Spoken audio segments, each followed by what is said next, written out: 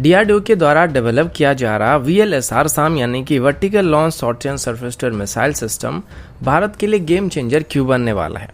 अपने recent social media tweet में केपी ओली के द्वारा शेयर किए गए नेपाल की मैप में लिपुलेख वाला हिस्सा नेपाल में दर्शाया नहीं गया है। तो क्या नेपाल अभी अपनी गलती को सुधारने की कोशिश कर रहा है?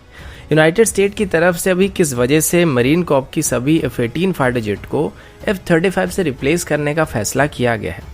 और यूनाइटेड स्टेट अभी किस वजह से जापान में एडिशनल F-35B एयरक्राफ्ट को डिप्लॉय कर रहा है? और अंत में भारत की एयर इंडिया 1 की दूसरी एयरक्राफ्ट को भी फॉर्मली भारत को डिलीवर किया जा चुका है। ऐसे ही कुछ और खबरों के बारे में हम आज की वीडियो में बात करने वाले हैं। नमस्कार दोस्तों, मेरा नाम है अंशुमन नाइक और आप सभी का बहुत बहुत स्वागत है इंडियन डिफेंस न्यूज की डिफेंस टॉक सीरीज में, जहां पर हम रोज नए नए डिफेंस अपडेट्स के बारे में बात करते हैं। तो चलिए देर न करते हुए आज की वीडियो शुरू करते हैं।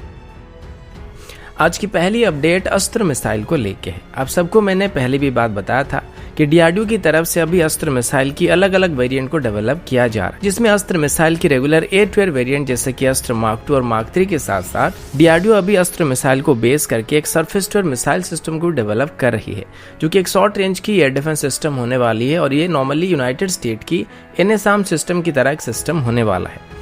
और डीआरडीओ इसकी लैंड बेस्ड वेरिएंट के साथ साथ इसकी नेवल वेरिएंट को भी डेवलप करने वाली है और इसकी प्रोटोटाइप को पहले से ही बनाना शुरू किया जा चुका है। हाल ही में डीआरडीओ की तरफ से इशू किए गए डॉक्यूमेंट के मुताबिक डीआरडीओ अभी वीएलएसआर-SAM यानी कि vertical launch short range surface to air missile system को डेवलप करना शुरू कर चुकी है, जो कि एक 8 सेल वाली वर्टिकल लॉन्चर होने वाली है और इसमें अस्त्र मिसाइल का इस्तेमाल करने का फैसला किया गया है। लेकिन इसमें ओरिजिनल अस्त्र मार्क 1 मिसाइल के साथ साथ एक एडिशनल फर्स्ट स्टेज की बूस्टर उसमें थ्रस्ट वेक्टरिंग नोजल का इस्तेमाल किया जाएगा, जो कि इसको एडिशनल रेंज प्रोवाइड करने में मदद करने वाली है। इनिशियली अगर अस्त्र मिसाइल की सी लेवल की परफॉर्मेंस की बात करें तो ये 25 किलोमीटर तक मार कर सकता है, लेकिन एडिशनल बूस्टर के साथ अब ये 40 किलोमीटर से भी ज्यादा दूरी तक मार कर पाएगा। जैसे कि मैंने आपको बताया कि इसकी 2 वेरिएंट अभी बनाए जा रहे हैं, एक नेवी के वॉरशिप्स के लिए डेवलप किया जा रहा है और दूसरा इंडियन एयरफोर्स के लिए डेवलप किया जा रहा है। इनमें से इंडियन एयरफोर्स के लिए बनाया जा रहा है वीएलएसआर-SAM की बात करें तो एक ट्रक माउंटेड सिस्टम होने वाली है, और नेवल वेरिएंट की बात करें तो ये कैनिस्टर बेस्ड सिस्टम होने वाली, जिनको मेनली हमारे बैरक 1 सिस्टम को रिप्लेस करने के लिए इस्तेमाल किया जाएगा। 2019 में ही नेवी की तरफ से बैरक 1 सिस्टम को रिप्लेस करने के लिए RFI को इशू किया गया था, और हाल ही में ही हमारी इंडियन नेवी में जो anti submarine warfare corvette INS Kavaratti को शामिल किया गया है, उसमें अभी कोई भी पॉइंट डिफेंस सिस्टम मौजूद नहीं है। तो हो सकता है आगे चल के इसमें सीधे तौर पर वीएलएसआर-SAM को इंटीग्रेट किया जाएगा। अगला अपडेट भारत और नेपाल को लेके है। कल मैंने आप सभी को बताया था कि नेपाल के पीएम केपी ओली और भारत के रॉ चीफ के बीच हुई एक इनफॉर्मल मीटिंग को लेकर अभी नेपाल की कम्युनिस्ट पार्टी केपी ओली के खिलाफ आवाज उठाने लगा है। इसी दौरान आज एक और खबर सामने आई है, जहां पर फिर से नेपाल के लोग केपी ओली के ऊपर सवाल उठाने शुरू कर चुके हैं, क्योंकि आज केपी ओली की तरफ से अपने ऑफिशियल सोशल मीडिया हैंडल से जब सबको दशहरा की शुभकामनाएं देने के लिए एक पोस्ट को किया गया, इसमें उन्होंने नेपाल की जिस मैप का इस्तेमाल किया था वो नेपाल का पुराना मैप था, यानी कि लिपुलेख वाला हिस्सा उस मैप में नेपाल के अंदर दिखाया नहीं गया था। अब इसी बात को लेके केपी ओली को काफी क्रिटिसाइज किया जा रहा है कि रॉ चीफ के साथ हुई मीटिंग के बाद केपी ओली ने नेपाल की मैप से लिपुलेख वाला हिस्सा हटा दिया है, क्योंकि जून में नेपाल की पार्लियामेंट में खुद केपी ओली ने इस नए मैप को अप्रूव किया था, जिसमें लिपुलेख, लिम्पियाधोरा और कलापानी वाला पार्ट जो था वो शामिल किया गया था। और इसी वजह से हम केपी ओली के लगभग मजे लेते आ रहे थे, लेकिन अभी शायद केपी ओली रॉ चीफ के साथ की गई मीटिंग के बाद भारत की तरफ वापस झुकने लगे हैं,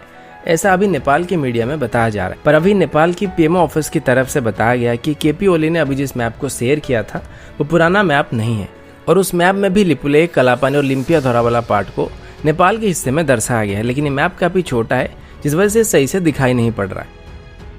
अगला अपडेट यूनाइटेड स्टेट और चाइना को लेके है।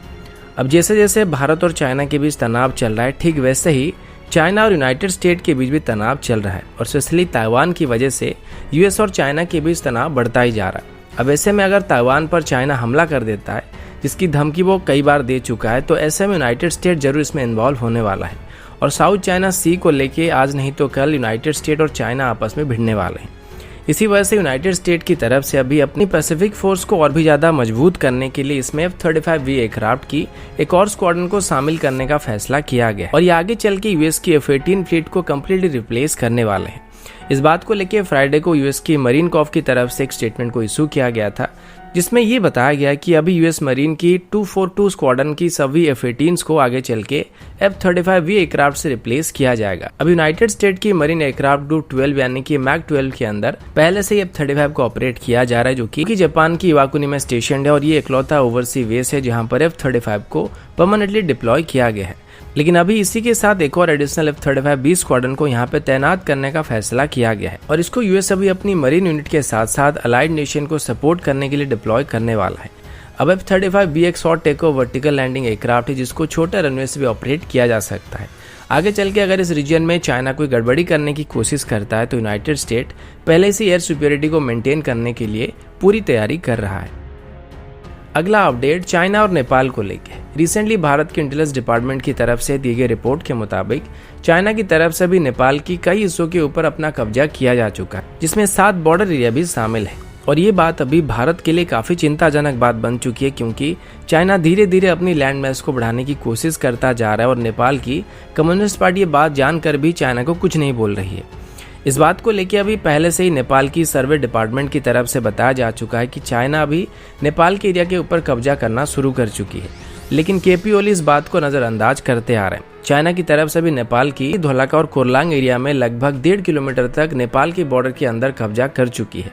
ठीक वैसे ही गोरखा और सोलुकुंबु एरिया में भी चाइना की तरफ से घुसपैठ किया गया। हालांकि अभी भी इस एरिया को नेपाल अपने हिस्से में बताता है और यहाँ के लोग भी नेपाल की गवर्नमेंट को टैक्स देते हैं, लेकिन 2017 से ही चाइना इसको तिब्बत ऑटोनोमस रीजन में मर्ज कर चुकी है, जिसको वो अपने मैप में दिखाता आ रहा है। अब पिछले कुछ दिनों में चाइना नेपाल की काफी सारे हिस्सों के ऊपर कब्जा कर रहा है, जिसको लेके नेपाल की तरफ से कोई भी रिस्पॉन्स नहीं दिया जा रहा है। और ये बात अभी भारत के लिए काफी चिंताजनक बात बनती जा रही है, क्योंकि हो सकता है ये आगे चल के भारत के लिए भी काफी प्रॉब्लम क्रिएट करने वाला है, क्योंकि ऐसे बहुत सारे एरिया हैं जहां पर नेपाल, भारत और चाइना तीनों के बॉर्डर आपस में मिले हुए हैं।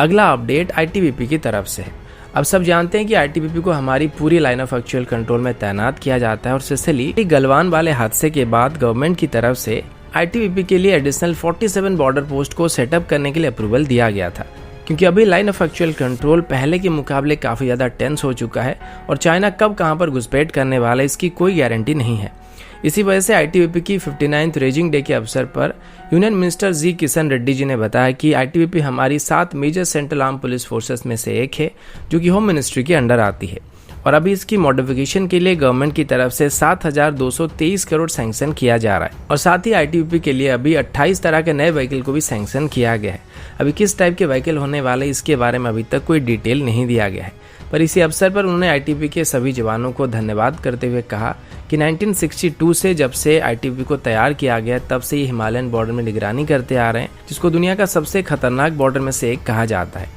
और ये 3000 फीट से 18,000 फीट की ऊंचाई तक फैला हुआ है, जिसमें आमतौर पर एक इंसान सही से सांस भी नहीं ले सकता है। ऐसे में यहाँ पर साल भर ड्यूटी करने की वजह से आईटीबीपी के जवानों का धन्यवाद करने के साथ साथ आईटीबीपी के 23 जवानों को अभी मेडल भी दिया गया है। अगला अपडेट एयर इंडिया 1 को लेके है। आप सभी को याद होगा बोइंग के साथ 2 हेविली मॉडिफाइड B777 एयरक्राफ्ट के लिए एक डील को साइन किया गया था,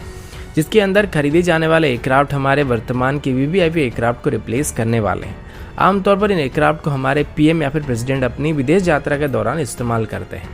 और अभी जिन B777 एयरक्राफ्ट को भारत को डिलीवर किया गया है, इनमें सभी मॉडर्न स्टैंडर्ड के डिफेंसिव काउंटर मेजर सिस्टम दिए गए हैं और प्रोटेक्शन सिस्टम के मामले में एयरक्राफ्ट यूएस प्रेसिडेंट के द्वारा इस्तेमाल किए जा रहे एयरफोर्स 1 एयरक्राफ्ट की बराबरी के एयरक्राफ्ट हैं। अभी भारत को अगस्त के महीने में ऑफिशियली इसकी पहली यूनिट को डिलीवर किया गया था और अभी सैटरडे को इसी तरह की दूसरी एयरक्राफ्ट को भी भारत को डिलीवर किया जा चुका है, जो कि न्यू दिल्ली में आके पहुंच चुकी है। बताया जा रहा है कि एयरक्राफ्ट में अभी सिक्योर कम्युनिकेशन सिस्टम को इंस्टॉल किया गया है, जिसकी मदद से हमारे पीएम या फिर प्रेसिडेंट मिड एयर में भी किसी के साथ ऑडियो और वीडियो कॉन्फ्रेंस के जरिए बात कर सकते हैं और इन सिस्टम को हैक नहीं किया जा सकता है। और साथ ही ये भी बताया जा रहा है कि अभी एयरक्राफ्ट की जो पेंट स्कीम है इसको पूरी तरीके से बदला गया है, क्योंकि पहले इसमें जो पेंट किया गया था इन सब को बदलने के लिए स्पेशली हमारी पीएम ऑफिस की तरफ से बोइंग को रिकमेंडेशन दिया गया था। अगला अपडेट हमारे डिफेंस मिनिस्टर राजनाथ सिंह जी की तरफ से है। वैसे आजकल हमारे डिफेंस मिनिस्टर राजनाथ सिंह काफी एक्टिव नजर आ रहे हैं। पहले तो कल वो इंडियन आर्मी की 33 बेस हेडक्वार्टर की विजिट पर गए हुए थे, जो कि मेनली सिक्किम और चाइना के बॉर्डर में निगरानी करने के लिए जानी जाती है। इसके अलावा उनकी इस विजिट के दौरान उन्होंने इंडिया और चाइना की बॉर्डर के करीब शास्त्र पूजा या शस्त्र पूजा को भी परफॉर्म किया था, जो कि आमतौर पर दशहरा के अवसर पर किया जाता है। और उड़ीसा की बात करें तो यहाँ पर जो मेनली क्षत्रिय या फिर खंडात लोग होते हैं, उनके यहाँ ट्रेडिशनल तलवार और हथियारों की पूजा की जाती है। और ठीक वैसे ही अभी राजनाथ सिंह जी ने इंडियन आर्मी की 33 वेस्ट हेडक्वार्टर में शस्त्र पूजा को किया था, जिसमें इंडियन आर्मी की अलग अलग हथियारों की पूजा की गई थी। और ये एक तरीके से इंडियन आर्मी की मोरल को बूस्ट करने में भी काफी मदद करने वाला है। वहीं पर इसी दौरान स्पीच देते हुए राजनाथ सिंह जी ने बताया था कि भारत का 1 भी इंच अभी कोई हमसे नहीं छीन सकता है, और भले ही चाइना के साथ हमारा बॉर्डर में काफी सारा तनाव चल रहा है, लेकिन उम्मीद किया जा रहा है कि इसको शांतिपूर्ण रूप से ही सॉल्व कर दिया जाएगा और बॉर्डर में पहले की तरह स्टेटस को मेंटेन कर दिया जाएगा।